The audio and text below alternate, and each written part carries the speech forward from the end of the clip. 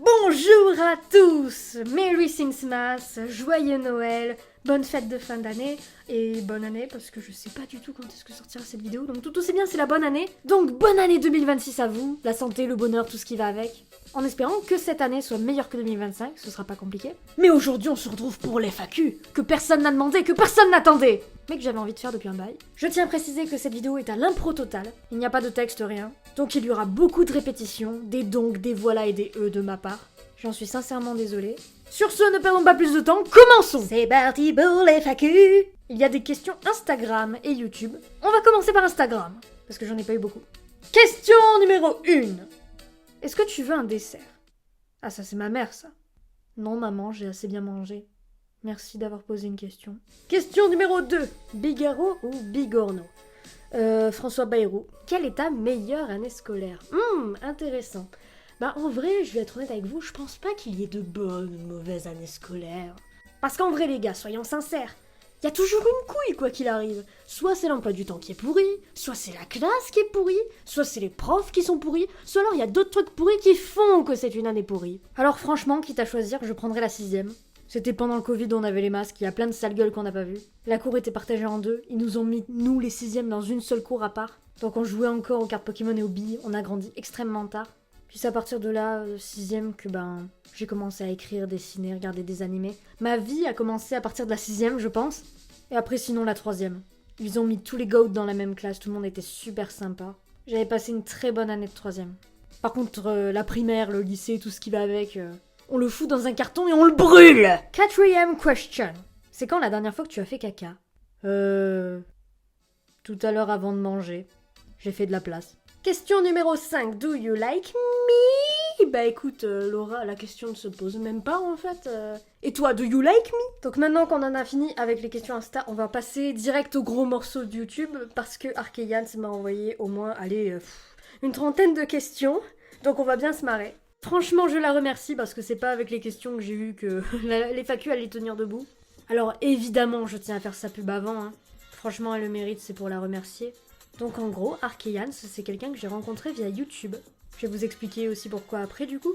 Et sur son compte, elle fait des covers d'Hasbin Hotel, LMLP, plein de covers et tout, elle aime beaucoup chanter. Elle fait du doublage aussi, du speed paint, elle fait plein de trucs super. Donc allez la soutenir de ma part. Vous abonner à sa chaîne, commenter, liker. Bref les gars, allez-y parce que franchement c'est une crème. Alors, question numéro 1, quel est ton personnage préféré de Hazbin Hotel et des Louva Boss? Bah alors, je savais que cette question allait tomber tôt ou tard. Et la réponse est claire, j'en ai pas. C'est clair, sincèrement, je les aime tous. Même ceux au départ que j'aimais pas trop, par exemple Angel. Au début, je l'aimais pas. Il était provocateur, parfois il partait dans des délires vraiment particuliers. Hein. Et au fur et à mesure de la série, je me suis rendu compte que c'était un personnage en or. J'ai de l'empathie pour lui et j'ai qu'une envie, c'est qu'il soit raidant. Je veux qu'Angel soit heureux. Je l'aime trop. Pareil pour Blitz et Stolas, hein, d'ailleurs, au début ils sont cochons, ils niquent sur la table, non mais c'est n'importe quoi. Et à la fin, dans la saison 2, tu les vois et tu te dis, mais c'est pas les mêmes. L'évolution de fou qu'ils ont eu. Donc il y a des gens, ils critiquent Vizipop, mais quand même l'écriture de Duelaverse, chapeau, hein. Pour nous faire aimer au fur et à mesure des personnages comme ça, respect. De ce fait, pour répondre à la question, je les aime tous, mais si je devais choisir, allez, petit plus pour Lucifer, Alastor, les Viz.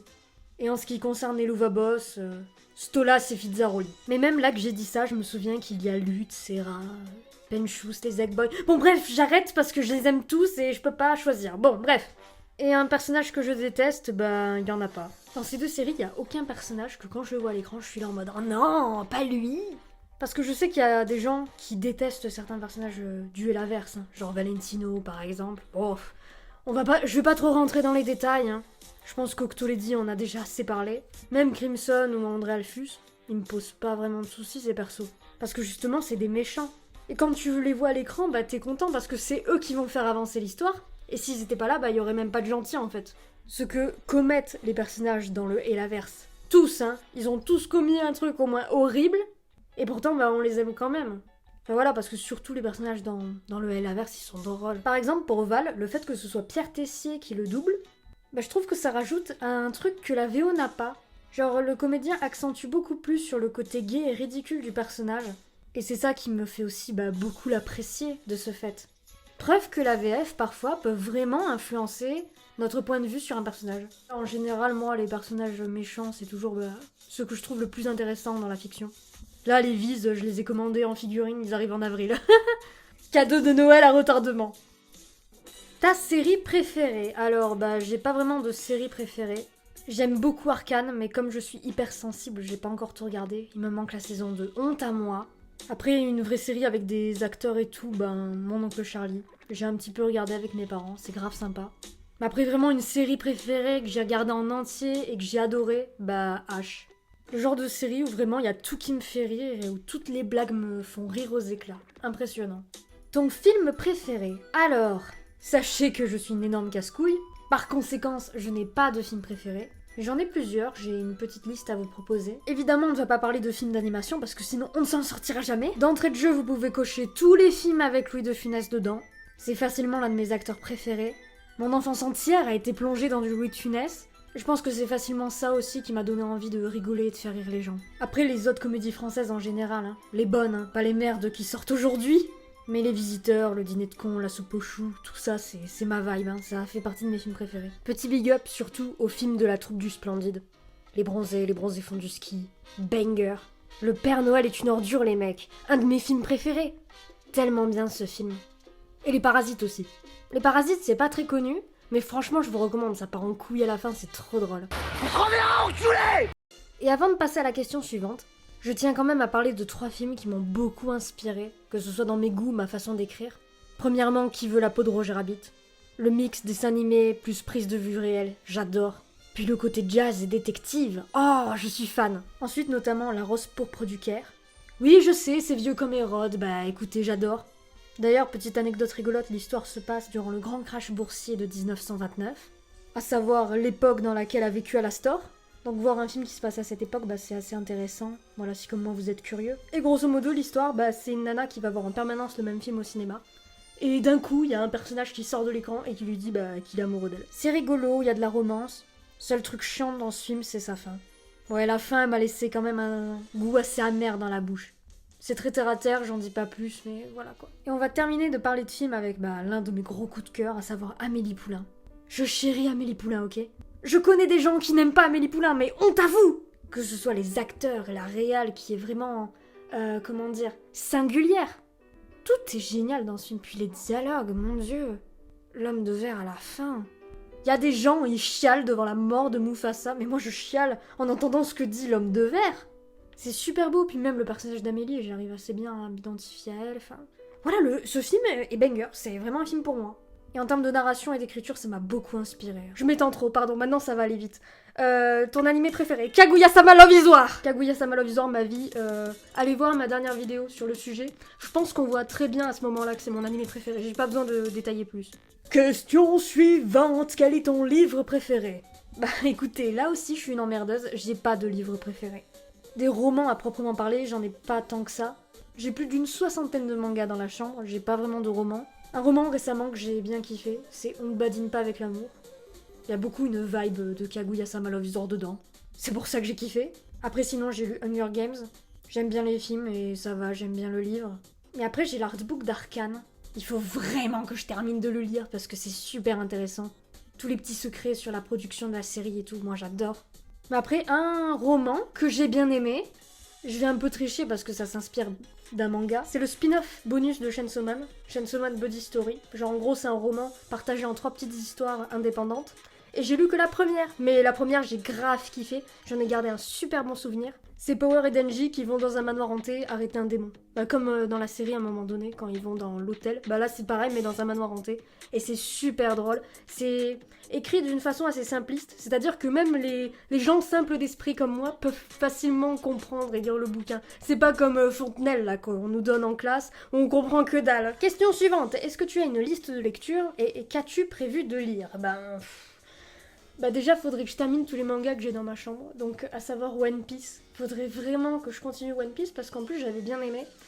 Faut que je me remette à jour aussi vis-à-vis de l'animé sur le manga de Spy Family. Parce qu'en fait j'ai plein de petits mangas dans la chambre mais j'ai jamais terminé les histoires. Genre j'ai Sailor Moon à lire, j'ai Love Agency, J'ai les carnets de l'apothicaire. Genre, j'ai un pote à moi, il a déjà tous les mangas, il va déjà tout lire en 2 jours, je pense. Moi, j'ai encore les 2 premiers tomes, je les ai toujours pas finis. C'est scandaleux. Et l'artbook d'Arcane aussi, là, il est à côté de moi, là, je le vois, faut que je le termine. En fait, voilà, pour lire, faut les sous, la motivation et le temps. Et en fait, j'ai aucun des 3, voilà. Moi, je suis plus cinéphile que lectrice. Ta couleur préférée? Bleu, allez, on enchaîne. Ta saison préférée? L'été. L'été parce que tu vois ton crush torse à poil, tu vas à la piscine, y a du soleil et des nanas, comparé à l'hiver de merde là, où il fait froid, où il fait nuit à partir de 17h, ou encore le printemps où il y a des tiques, et l'automne c'est Pokémon, c'est tous les arbres sont en PLS, donc franchement l'été. As-tu des animaux de compagnie? Oui.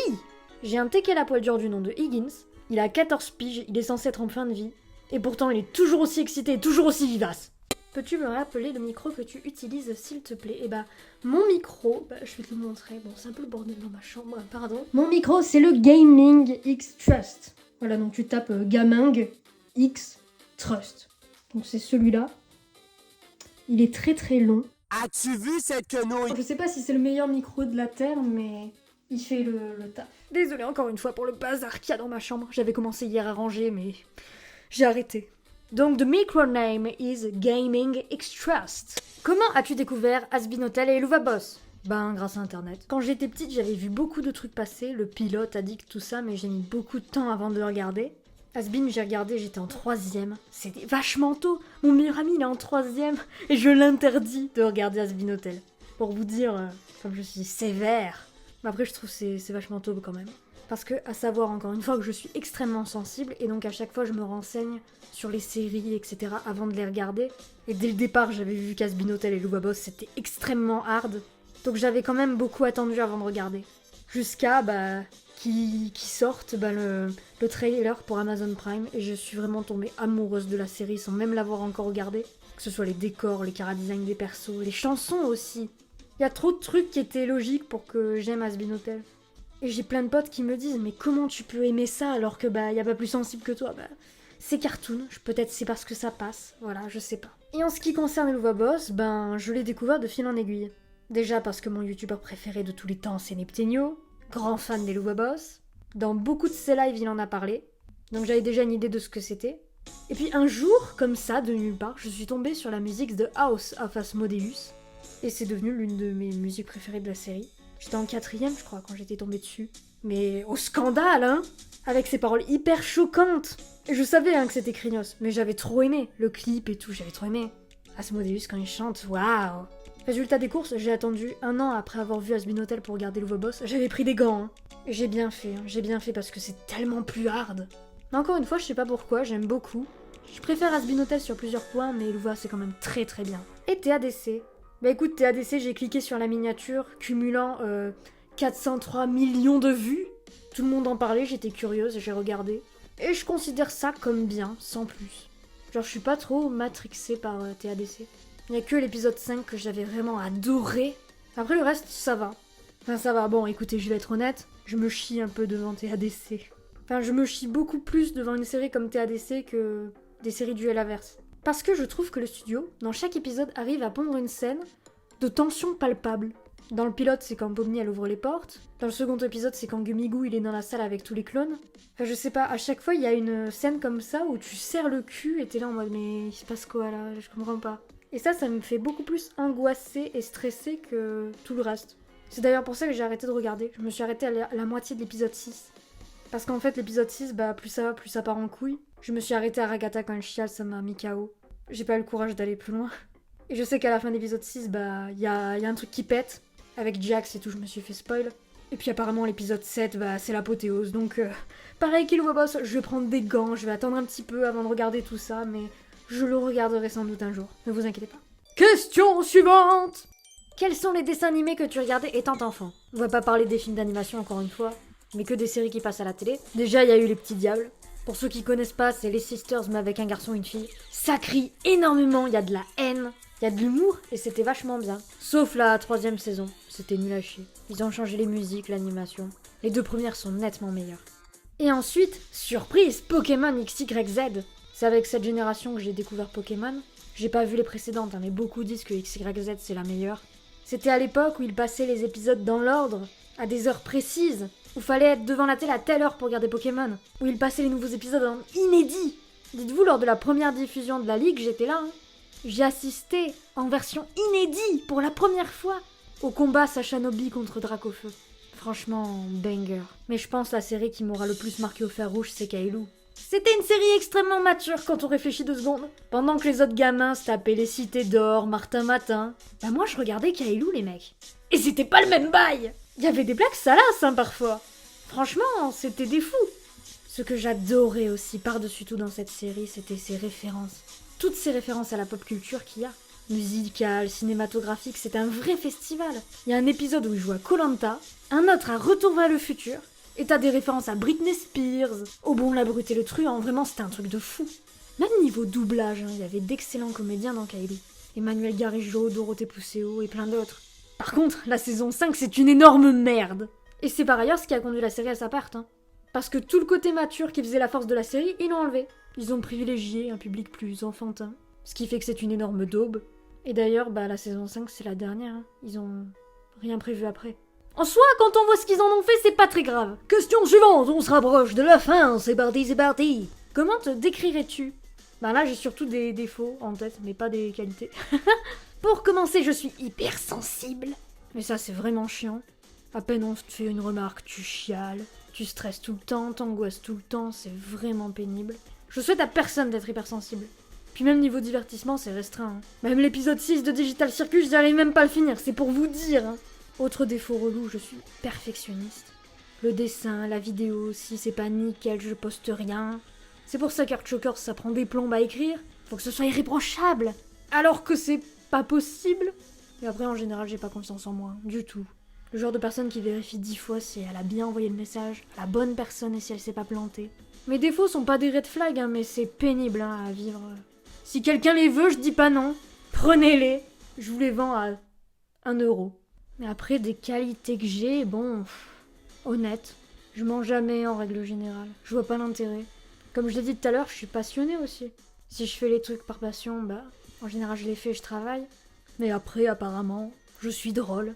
J'ai des potes, ils m'ont dit que même quand je fais la gueule, que je suis triste ou aigrie, j'arrive à les faire rire.